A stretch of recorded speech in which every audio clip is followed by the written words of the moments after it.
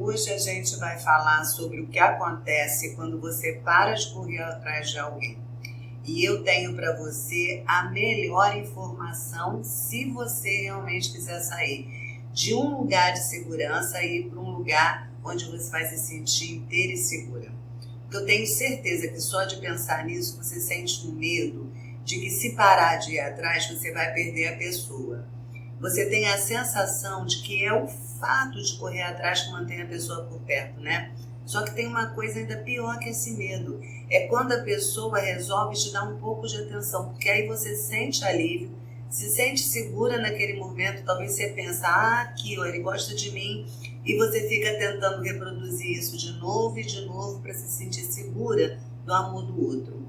Só que eu vou mostrar para você o que acontece de verdade. E isso nem é o mais importante que você vai descobrir hoje. Porque existe uma reviravolta que acontece quando você para de ficar indo atrás do outro e você nunca se deu conta dessa reviravolta. Nunca ninguém te falou sobre ela, mas eu vou te contar. Porque é essa reviravolta que vai fazer você sair de onde está hoje, de buscar atenção o tempo todo, para um lugar onde o outro vai buscar a sua atenção. E eu sei que isso funciona. Eu já atendi centenas de pessoas que sofriam com a mesma situação. Então, nesse vídeo eu vou te explicar por que buscar a atenção do outro é tão forte, como isso acontece e como sair dessa situação. Eu sou Léa Carvalho, psicoterapeuta há mais de 20 anos, com especialização em neurociências, TCC e psicanálise. E meu propósito é ajudar você. Primeiro, a gente vai falar das armadilhas que prendem você nesse lugar de insegurança. A gente precisa entender, perceber o que acontece para depois conseguir mudar. Então, a primeira armadilha é a ilusão do controle. Você se ilude achando que se você fizer mais, se você for mais insistente, mais presente, o outro vai ver seu valor. Se eu só mandar mais uma mensagem, poxa, se eu me explicar só mais uma vez, fica aquele pensamento, aquela voz dentro de você para fazer de novo, né? E eu sei que pode ser mais forte que você, mas você precisa entender que a ilusão é o oposto da verdade. E o que acontece de verdade é que o outro, ou ele vai sentir pena de você, ou ele vai se cansar. E quanto mais pena e cansaço o outro sente, menos ele te valoriza. Compreende como funciona essa armadilha? E aí a gente vai para a segunda armadilha, que é a adrenalina da busca. A adrenalina é como uma droga, o outro responde para você e vem uma esperança, vem aquela migalhinha de atenção que você recebe e que alivia a angústia de ficar sem resposta.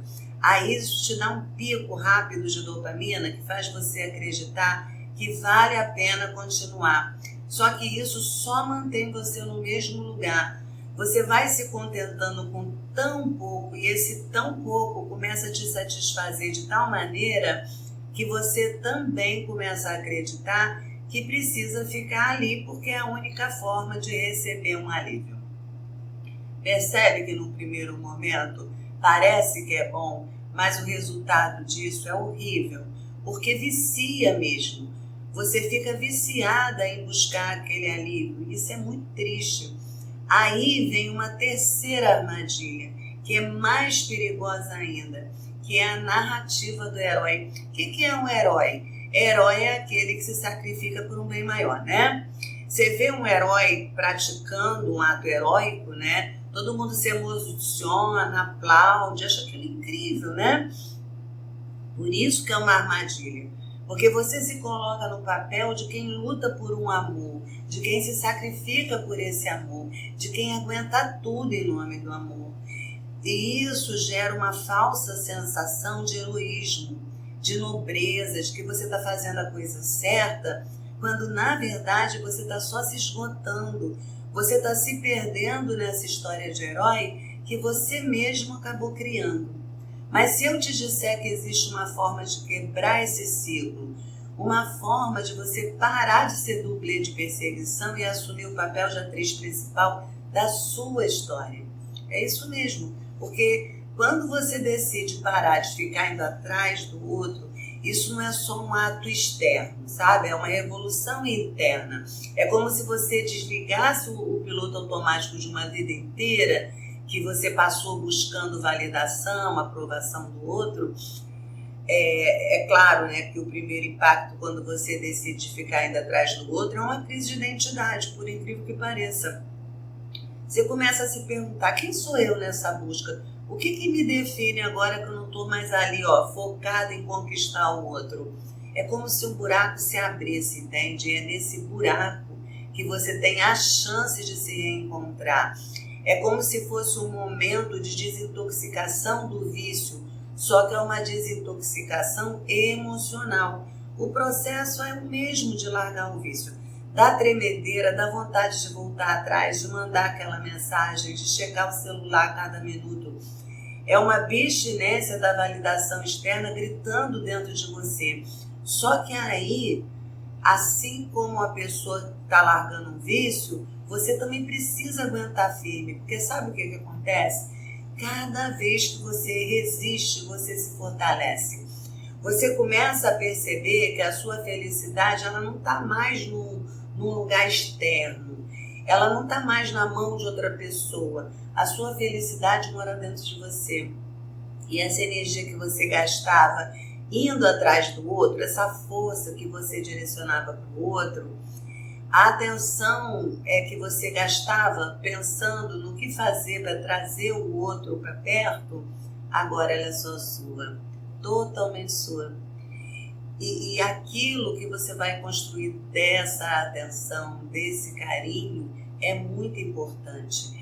Existe essa pergunta que liberta, o que vai fazer? E a resposta para essa pergunta muda tudo ao seu redor.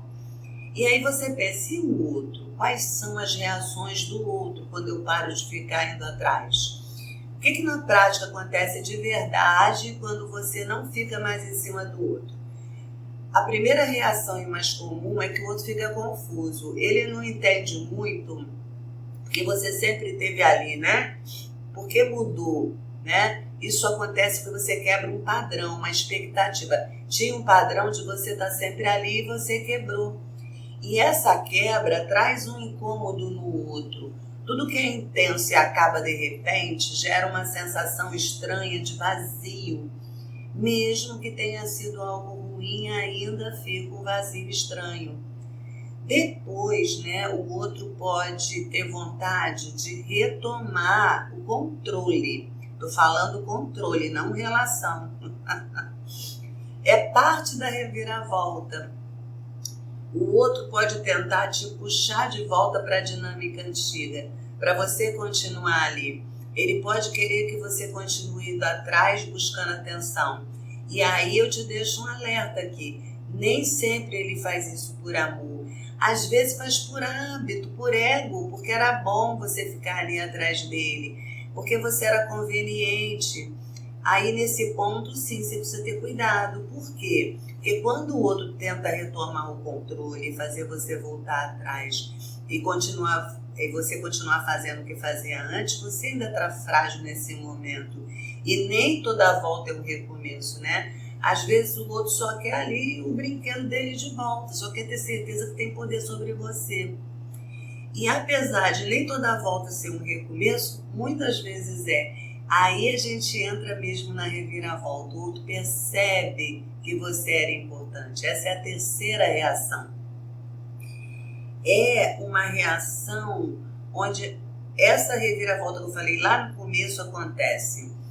A sua ausência ela pode de verdade fazer o outro perceber o seu valor. Perceber que ele perdeu algo importante. Porque quando você fica atrás, você não dá nem espaço para o outro perceber nada, entende? Ele só sente uma angústia do excesso da tua presença, seja física ou virtual. Ele não tem tempo de sentir a tua falta.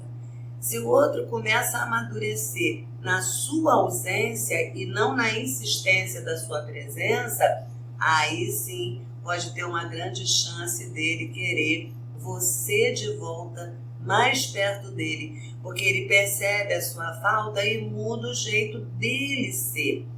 E isso acontece com muito mais frequência do que você pode imaginar. Na verdade, é o que acontece na maioria dos casos. O outro desperta com a tua ausência, com o teu afastamento, e sente vontade de ter você mais perto e te valoriza mais.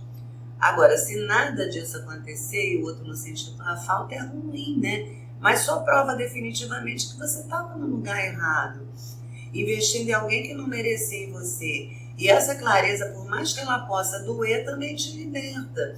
Porque você não precisa que o outro te queira, nem que o outro te aprove para você ser inteira. Essa é uma grande verdade. Agora, a gente vai ver uma parte muito importante que acontece também, que são os ganhos que você tem quando você finalmente para de ficar indo atrás de alguém e dependendo da atenção, da validação do outro para sentir um alívio e se sentir bem. Quando você mesmo começa a se valorizar, todo mundo percebe isso. É como se você tivesse ali uma luz neon na testa piscando, dizendo o quanto você tem de valor. E você também percebe isso quando conhece alguém que se valoriza. Você sente, parece até que a forma de andar da pessoa muda, porque a pessoa tem mais autoconfiança. E isso sempre atrai gente boa para perto de você, gente que quer aprender, que quer se inspirar em você. Isso não se reflete só nos seus relacionamentos, mas nessa valorização que o outro passa a ter por você. Se reflete também na carreira, nos outros relacionamentos, entende? O segundo ganho é a certeza de que a sua felicidade não está fora de você. Você começa a treinar diferente daquilo que você fazia e você vê que a sua felicidade não está nas mãos de ninguém. A sua felicidade está nas suas mãos. Você antes vivia de sentir alívio, né? E às vezes você confundia alívio com felicidade. Só que ninguém merece tão pouco, sabe? A pessoa fica se contentando com alívio e se sentindo feliz com isso. Isso é muito triste. Aí o que acontece? Você se torna sua própria fonte de alegria, sua fonte de segurança, sua própria fonte de propósito. Ninguém merece carregar o peso da rejeição do outro, principalmente da própria rejeição, que é a pior de todas. Quando você fica inseguro esperando uma migalhinha de afeto, é você mesma que está se rejeitando e se colocando num lugar ruim, se diminuindo. E por último, você descobre que amor próprio não é só um conceito bonito, sabe? Que muita gente vem banalizando, você precisa ter amor próprio. Que não é só isso, é uma prática mesmo, onde você determina limites, onde você aprende a dizer não para o que te diminui, onde você começa a dizer sim para aquilo que te nutre de verdade. Você precisa definitivamente entender que amar a si mesma não é egoísmo, é sobrevivência. E se você não estiver em primeiro lugar na sua vida, ninguém vai te olhar com prioridade, não tem como. O mundo não trata você como você trata o mundo. O mundo trata você como você se trata. Então tudo começa por você. E descobrir isso é o maior ganho de todos, que vai te colocar no outro patamar da sua história. Inclusive, eu tenho aqui na descrição desse vídeo um link para um e-book gratuito, né? Onde eu trabalho com exercícios e desenvolvimento do seu valor pessoal. É só clicar no link. E uma coisa muito importante também que você precisa saber é que ficar indo atrás de alguém como se estivesse esperando aquela faísquinha de atenção, uma migalha cair da mesa, não é fraqueza, é doença. Uma doença que vem do fato de você nunca ter acreditado em você mesma, de nunca ter aprendido a se valorizar. Só que você não está condenada a isso. Não é uma condenação. Você pode mudar. Então, escolha por você, decida por você, vá viver sua história, vá viver sua verdade. Escuta o que eu vou te falar, que é o mais importante nesse vídeo. Ninguém tem obrigação de querer você, isso é verdade. Mas você tem sim a obrigação de se amar. Você tem no mínimo a obrigação de se respeitar. E você merece muito mais do que as migalhas que qualquer pessoa possa te oferecer. Você merece um amor inteiro, uma presença inteira, uma vida inteira. E essa vida começa quando você decide parar de correr atrás e começa a correr por você. Tá bom, meu amor? Um beijo, até o próximo vídeo.